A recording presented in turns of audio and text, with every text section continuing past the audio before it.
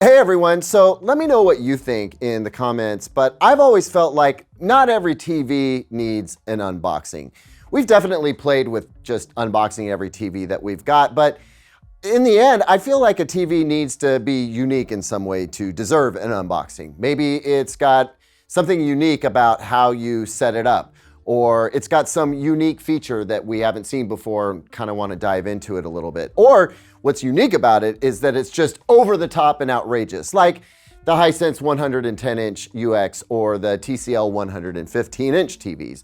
I think those definitely qualified for unboxings. With that in mind, why are we unboxing the new Panasonic OLED?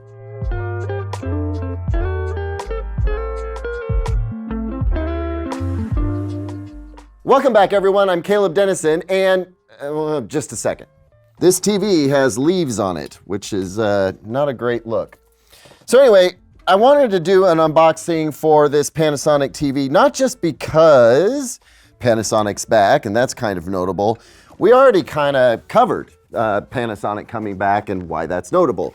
But this one, Panasonic has gone out of its way to fold in, I told you there were leaves on this thing. Panasonic has gone out of its way to fold in an audio system on this TV.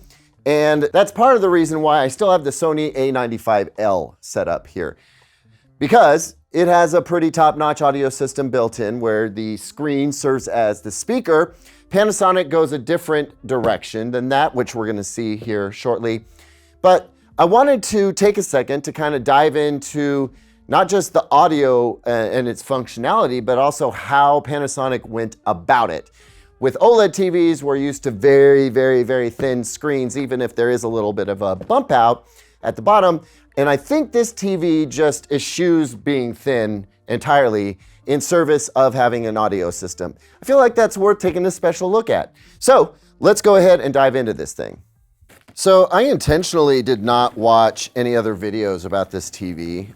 Don't know how many there are actually. I know Brian at Brian's Tech Therapy, shout out Brian, has looked at this TV, but I kind of wanted to be, you know, surprised by whatever's waiting for me on the other side of this box, to give sort of an honest, organic reaction to what I learn as we get into this TV. What I'm learning right now is that there is some tape oddly placed in here, and that the foam has not held up so great. This TV has a big old dent on one of the corners, definitely a byproduct of how the shippers handled it. You know, I feel like there's supposed to be stuff up here that's not here, and that it was completely unnecessary for me to open the top of the box. I don't know. I'm still gonna remove it just to remove it. Off comes the lid and off to the side. You already know. Oh yeah, just foam blocks everywhere. All right, wow. I am glad that I kind of waited to get an honest reaction. So this is interesting. Zeke, let's get a profile, top down, whatever. When I looked at the pictures online, the profile view made it seem like the bump out was uniform across the back. It's not. It has a really interesting center column. The bump out definitely comes out higher on the sides, but you do still get some of that impossibly thin OLED vibe. And since some of the bump out is recessed on the sides, I can see how this might have kind of a cool look mounted up on the wall, but to me, it definitely seems like Panasonic made some interesting design choices here. And I'm not sure how much of this is, you know, based around the audio system. I'm also not in the least bit certain like where the remote and screws are. I'm sure we'll come upon them here eventually, but normally that stuff is at the top of the box, and it was not in this particular case. Very heavy metal circular stand. Interesting design choice. Definitely different than what we're used to seeing. Okay. I definitely got one of the models that Panasonic's been trotting out for demonstration, because this has got all kinds of weird tape and markings on it. No wonder the box is not in great shape. It's been around for a while. But we do have screws, a remote, and a manual. And at this point, I think all that's left to do is layer down and get this base on, which hopefully is a nice, simple process. You know what, guys? Sometimes I'm reluctant to just, you know, speak out loud in real time about my thoughts and feelings on stuff because, you know, honestly, this is not the kind of experience that you will get if you buy this TV. You know, you're gonna get a factory fresh unit. Everything's gonna be fine. The foam's probably not gonna be busted. The box is probably not gonna be blown out, and it is blown out. This thing is not in great shape. But we're gonna make it work. We are gonna make it work. I feel like I've been doing a more sing-songy voice in a lot of my unboxings lately. Hit this video with a like if you want to hear me sing more often. I feel like I already know the answer to that. It's a no. Okay, boy, this is just not going to textbook here. The energy guide stickers just unceremoniously hanging out in the bottom of the box. $64 per year, no doubt in eco mode. Well, I don't know if it's just ventilation or part of the audio system, but definitely a lot of vent holes here. And as expected, two 4K 144 hertz ports. One of them is the eARC port. That is not a surprise to anyone who is among the TV enthusiast crowd. As I'm picking up this base, I realize that it pivots a little bit. Well, I mean, it's got computer monitor vibes going for it. Not mad about it. I'm just wondering how useful that might actually be. Slides right into place, super easy. So I will say, unboxing and setup, I think for customers is gonna be super, super easy. And I do like that. Well, at least the hardware setup. When it comes to Fire TV, well, we'll find out. Did not have the best experience on the W95A, the mini LED, which reminds me, somebody really got on me in the comments of that video about how status bars are a complete farce and I shouldn't be complaining about them not implementing a status bar. Look, status bars, if they're a complete farce, fine. They still have a psychological impact. And for me, that psychological impact is meaningful. So yeah, I mean, call me a sheep. I don't care. I want a status bar. And if you don't know what I'm talking about, what I mean is when a TV is doing an update or a software download, some kind of indication that it's making some progress and not just like frozen, I feel like is really important because even though smart TVs have been around for a long time, they still just kind of brick themselves sometimes. And so I want some assurances that's not going to be the case. That is a pretty generous amount of pivot. And then, yeah, I mean, we'll get a closer look at this in a moment, but you can now see some of that. Here, let me foot model this. That's sexy. You can see some of that speaker built in down at the bottom there, which I gotta say, if you're gonna build a premium sound system onto a TV, better to go this direction than have them coming out the sides. We saw Sony try and do side speakers once. The Hisense 110UX had those side speakers. And yeah, man, I feel like you just wanna put it down at the bottom instead of the sides. What do you think though? Do you think this is the better play from a design standpoint? Let us know down in the comments. Hey, check it out. Right angle on the power plug. More TV manufacturers should do this. I feel like LG's pretty good about doing this, but I don't see it often enough. This is smart. Really good for, you know, installation situations where your wall outlet is directly behind the TV. This keeps everything shallower. Smart. All right.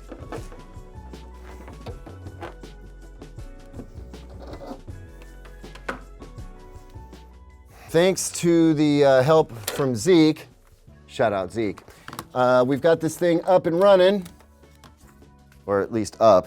It's about to be running. And yeah, I'm not going to drag this out too long. I will point out that the anti-glare, anti-reflection is pretty solid. Looks pretty good. A little bit of a magenta or purplish hue to it. Every anti-glare has its side effects. And that would be the case here. Understand this is an LG MLA panel on this particular TV. And here we go. 4 minutes and counting. I am so impatient. I mean, to be fair, it does say which may take several minutes, so. Down at bottom. Yeah, I noticed that too. I wonder if the red light is to indicate that always listening for Amazon You Know Who is currently disabled. And then the other one is power indicator, because I did not notice the red light being on when the TV was turned off, but that's just a guess. I'll figure it out.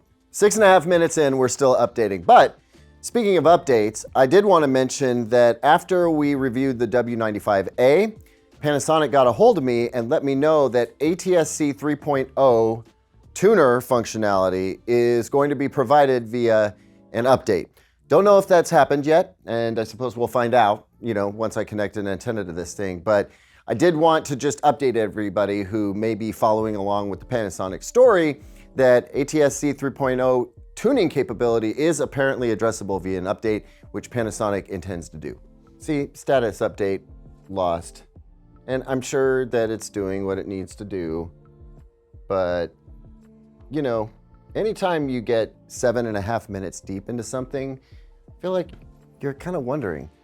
And mostly that's because there isn't a single TV that I've set up that's taken this long, except maybe Roku. Roku OS, there have been moments, but that at least puts up dorky little, you know, cutesy messages as it's doing its job. This just leaves you hanging. It's definitely beyond dusk out there. Beyond dusk. I was gonna say a men's fragrance. That works. It'd be Beyond Dusk Musk. That's your next Nerds. Calibrated. Calibrated. Calibrated, yeah. Oh man, yes. That's the new merch. Gotta get it. I feel like that's, 500 nits bright. yeah. Oh man, that's it. Look, we're gonna be rich. Now I gotta cut you in for 20%. 10 minutes. I mean, that's real behind the scenes. Oh, TV is turning off. It would be smart to mic you up. Oh, that OLED cleanliness. Alexa, please hurry the F up. I know from experience that it should connect to the network automatically. Oh, the remote is updating now with important security and software updates that might take 1 to 2 minutes. Do not press any buttons on the remote, which I totally just did. Keep it close to the TV. I am. Okay, cool. And we should be connected to the internet, but I'm gonna double check anyway.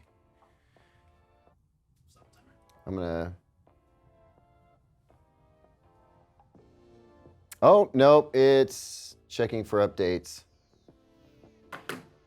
So it made me think we were cool, but we're not. Also, considering the fact that it literally just updated, I feel like checking for updates might, you know, maybe that should go a little faster. All right, we're moving along here. This is worth exploring. So there's a full and basic option here. Full gets you live TV, you know, all the apps and Alexa skills, voice control. You have to sign in with an Amazon account, which can be free. And the basic is limited to live TV and just 5 streaming apps. Alexa and the full app store are not included. That's interesting selection of apps. HBO Now, okay. But you know, at least you have Netflix and Prime Video and Hulu there. Sling as well. HBO Now is really the odd man out. But this is interesting because it's like, it's not a smart TV, but it is a smart TV. I don't know who's gonna pick that, but I'll go ahead and sign in. We're at 14 minutes. I'm definitely not dawdling here.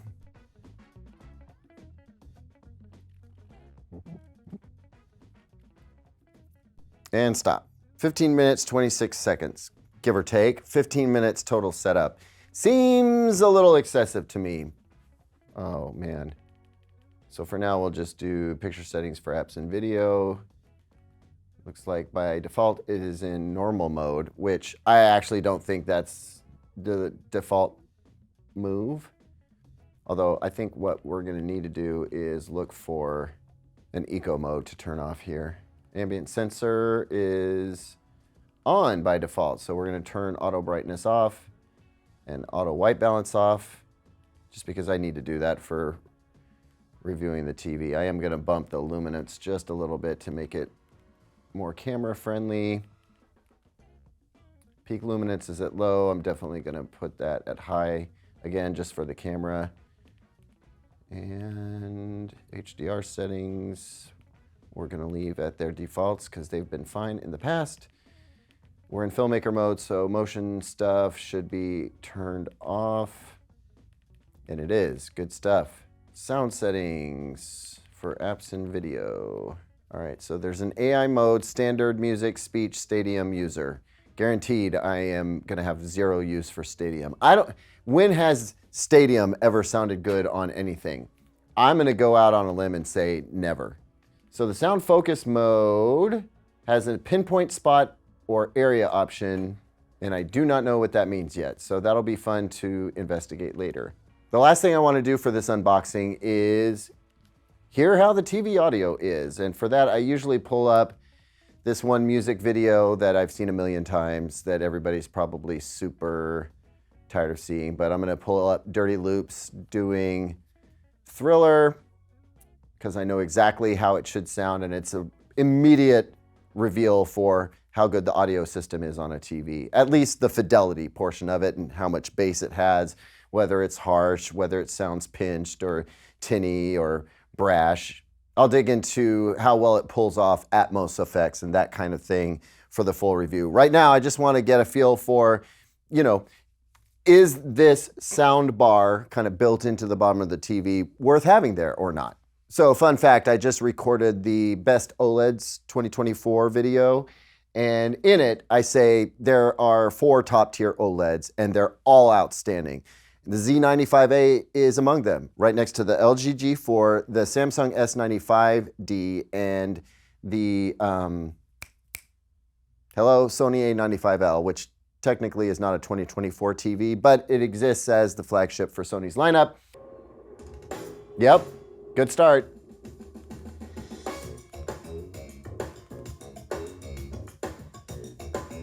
Hard to tell how deep the bass is going, but it's definitely well integrated bass. There's some punch and depth to it. Man, the picture is good though.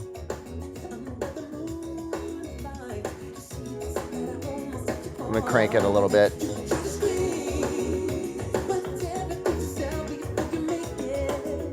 Okay, the answer is yes. Was it worth putting a soundbar built in at the bottom of this TV? That's probably not the right term for it, but the answer is a resounding absolutely yes. If you're going to try to have a premium audio system in a way where the screen itself is not acting as a speaker, this is definitely the best way to do it. At least I think it looks the best, and it's effective in the Z95A. The fidelity of the audio system straight off the bat is solid, which I'm super, super happy about. I do want to see if there's any sound coming out of the back of the TV, so give me a second. Oh yeah, absolutely. Yeah. There are some transducers pointing up. I don't know how effective they're gonna be for Atmos effects, but yeah, both sides. Okay, yeah, and that, oh wow.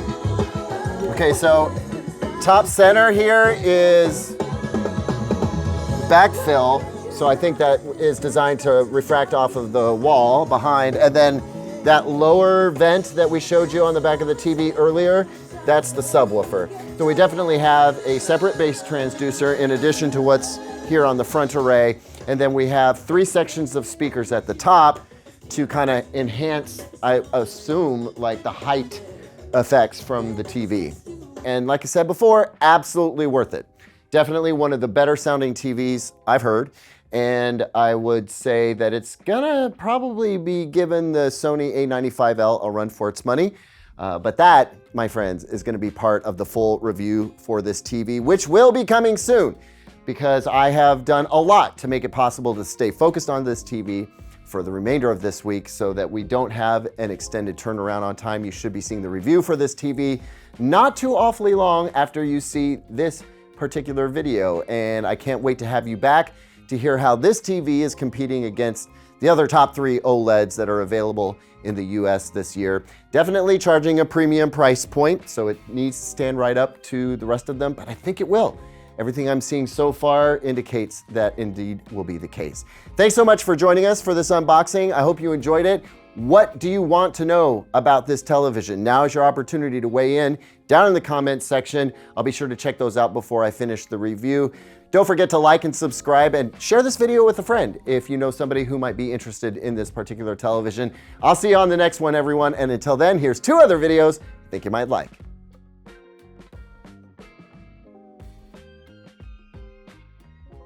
I don't give a shit.